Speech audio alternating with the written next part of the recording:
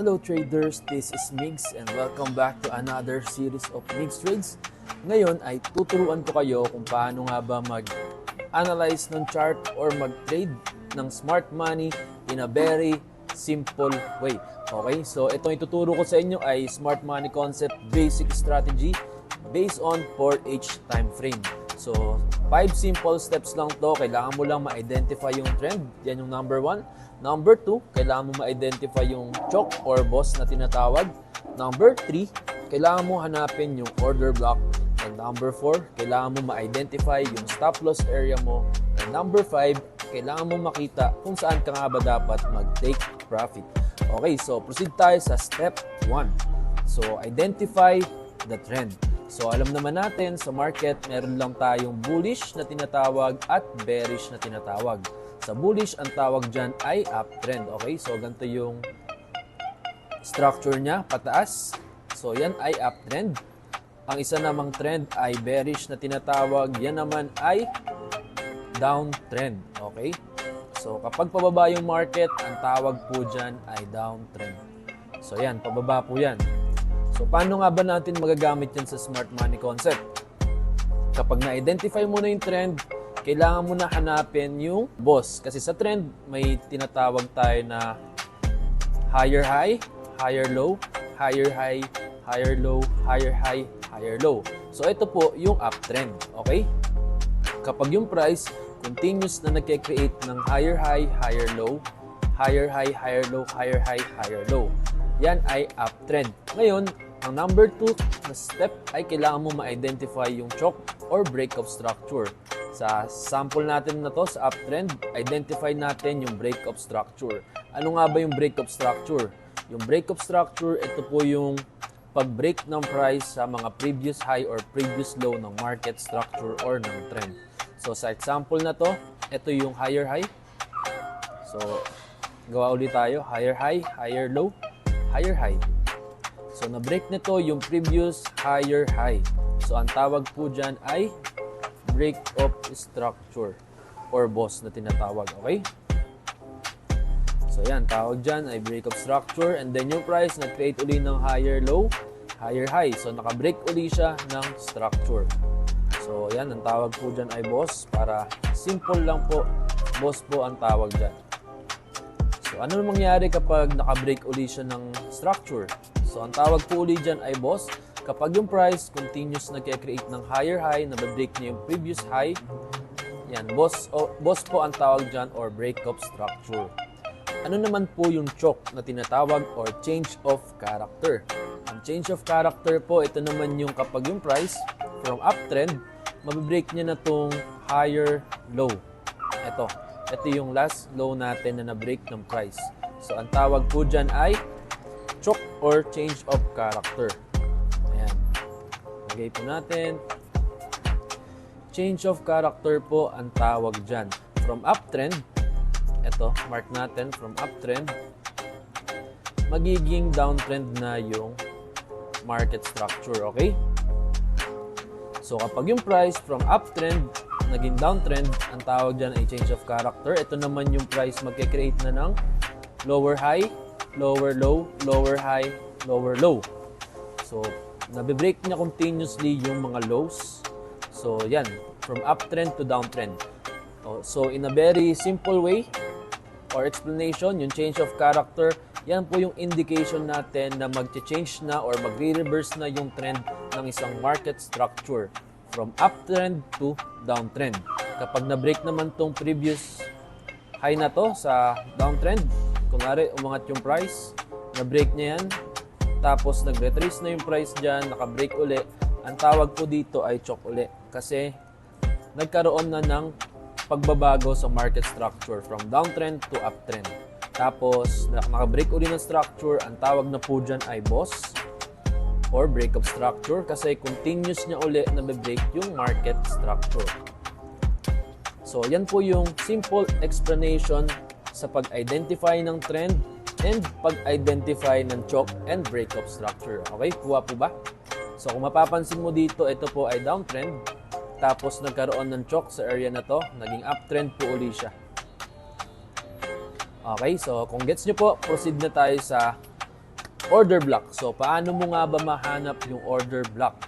Yung order block, ito yung last down candle. Kunwari, nasa uptrend structure po tayo, ha? So, na-break ng price yung structure.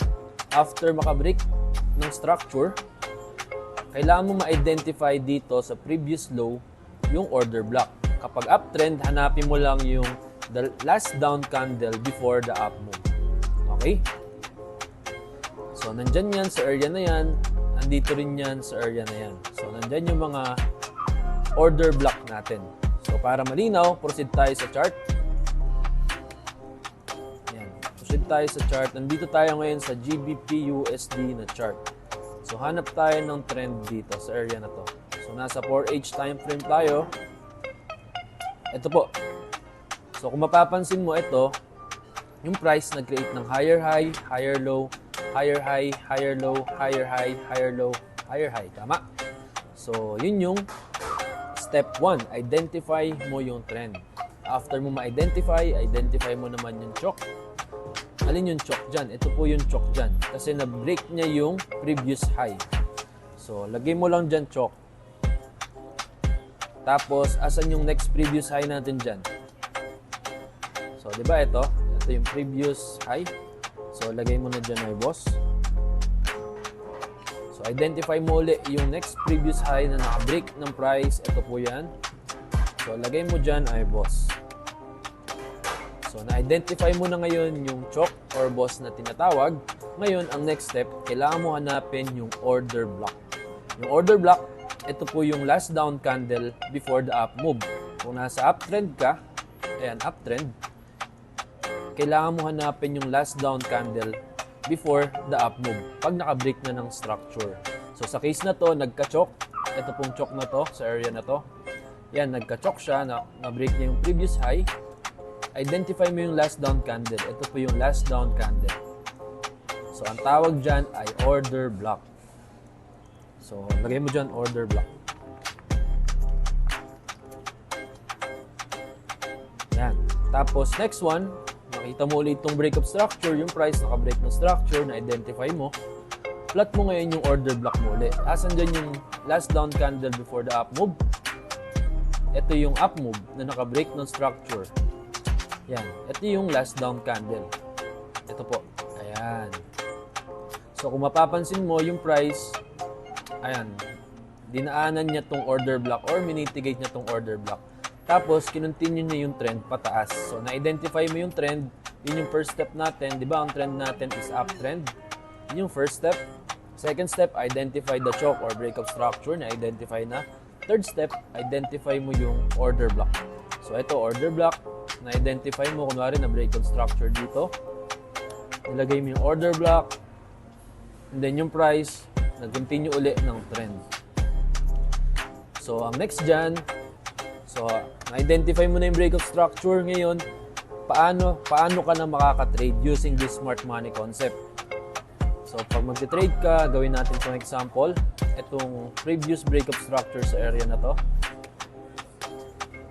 Diyan, mag-place ka lang dyan ng buy limit order. So, ang fourth step, ano ba yung fourth step natin? Identify your stop loss area. Sa stop loss naman, hanapin mo lang yung previous low sa uptrend. So, ito yung previous low or higher low na tinatawag. So, dito mo lang sa ilalim ilalagay yung stop loss mo. And ang simple na step 5 ay identify your take profit area. So, ito yung take profit area mo sa previous high. So, ito yung higher high, higher low. Tama? So, dyan mo lang lalagay yung TP mo. So, kung na-identify mo yan at kumpleto yung 5 simple step, pwede ka na mag-place ng buy limit at antayin mo na lang ma-hit yung stop loss or take profit. So, sa case na to, kung nasabayan mo yan, na-hit ang take profit niya ng 102 pips. Or ang risk to reward ay 1:3.83. So, yan ang kinagandahan ng smart money concept. And based po ito sa 4H time frame, kaya matagal po yan bago ma-take profit. Okay? So, ito po ay intraday or swing trade na tinatawag. So, yun lang ang ating simple strategy. Kapag uptrend, yan po ang example. Hanap naman po tayo ng downtrend. So, sa change of character na tayo mag-proceed. So, na-identify mo yung trend. Ito yung higher high, higher low, higher high.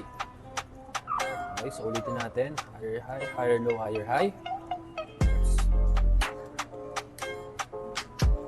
Ayan. So, naka-break po siya ng structure. Tapos, ito na yung pinaka-last low mo. Tama? Ito yung higher low. Anong nangyari? Na-break uli ng price itong higher low mo naman. So, anong tawag po dyan? Based sa example natin kanina, from uptrend to downtrend, na-break yung higher low or previous low. Ang tawag na po dyan ay change of character. Ibig sabihin, from uptrend, possible na siya maging downtrend. Okay? So, identify mo uli yung trend. So, ito may choke. Lagay mo dyan choke. Ayan, identify mo yung trend pababa.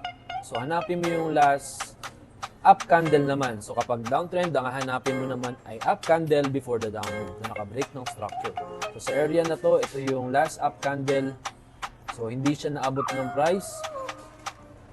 So, mark mo uli yung last low mo. Ito yung last low mo. Lower low. Tapos, na-break niya uli yung structure. Lagay mo dyan, boss.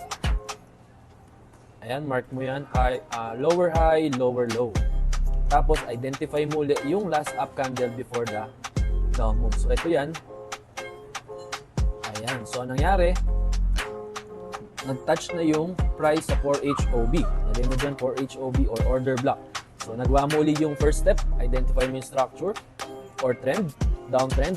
Second step, identify mo yung breakup structure. Third step, identify mo yung order block. Ito na yung order block. Fourth step, maglalagay ka na ng entry. Identify mo yung stop loss area mo. Stop loss area ay yung previous high ng naka-break ng structure. Ito po yung previous high sa taas. So, nasa downtrend tayo. Ang final step ay identify your take profit area, which is the previous low. Ito po yung previous low ng downtrend. So, ito, 1:2 risk to reward. So, nagtitiyan kung ganyan po ang gagawin mo na strategy based lang sa 4H time frame. So, ganun po yan. Paulit-ulit lang po yan na nangyayari. Okay? So, ayan, nag-change ulit siya ng trend. From downtrend, naging uptrend. So, yan lang yung napakasimple nating strategy sa Smart Money Concept. Hopefully, may natutunan kayo sa ating simple strategy. For more videos like this, please follow my social media accounts and click the link below para maka-join ka sa ating free Telegram channel. So, see you around!